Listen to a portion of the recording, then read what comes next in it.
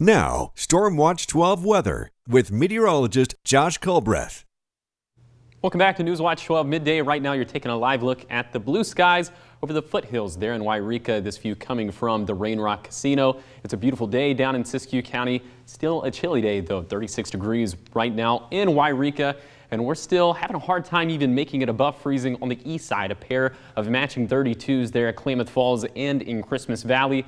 30s throughout Siskiyou County. We're now firmly in the 40s within the valleys of Jackson and Josephine County, and we're at 52 degrees right now in Brookings. So here's where things stand on the satellite and radar picture. We're not going to see any rain today. We might see a few sprinkles there along the coast. We have this frontal boundary that's going to just kind of stall out along the Curry County coastline. It'll bring some increased cloud coverage, especially to northern portions of Curry County up towards Langlois and Port Orford, but we're not expecting any big-time precipitation with it, if any precipitation at all. Here's your snow report today for the Mount Shasta Ski Park, and even though it will be a gorgeous day to get out there and to hit the slopes, it will be a little chilly, especially as you head into the afternoon. Of course, you would expect chilly temperatures going skiing, but those winds will start to pick up with that system moving through, especially in the higher terrain. Those winds could gust up to 25 miles per hour, so we'll see that temperature, the feels-like temperature will definitely be a lot less than 36. Speaking of 36 inches at the top of Douglas Base. That's pretty disheartening, as we were seeing the snowpack there at Mount Shasta within the 50-inch range just a few weeks back. So that kind of gives you an indication of how much that snowpack has actually dwindled down. And that's not just a Mount Shasta problem. That's a Mount Ashland problem. That is a Mount McLaughlin problem. That's a Cascades problem. It's just, again, an indicator of how dry we've actually been. For today, very nice weather, lots of sunshine, still a little bit on the cool side. We'll be in the 40s and 30s on the east side. And this 33, it's not going to feel like 33 up there at Crater Lake. We'll have winds gusting up to 45 miles per hour, so that those wind chills will probably be in the teens when everything's said and done. We'll be in the 40s throughout Siskiyou County, where we're already seeing a lot of sunshine for the Rogue Valley, and maybe just a sprinkle or two along the coast. We'll have temperatures that'll be in the mid-50s. As we head into tonight, it will certainly be cold, not quite as cold as what we experienced last night. Teens and 20s on the east side, 20s throughout Siskiyou County. Right around freezing within the Rogue Valley. Not expecting any fog to return to Grants Pass, so that's definitely always some good news.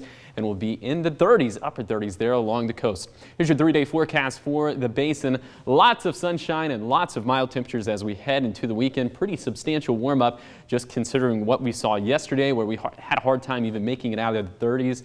Now we'll be in the lower 50s. But unfortunately, that mild weather continues to be unmatched from any rain, as we're going to see rain chances just stay rock bottom for the next 7 days. That is terrible news. The only good news continues to be that we will be a little bit warmer and that the weekend will be quite pleasant.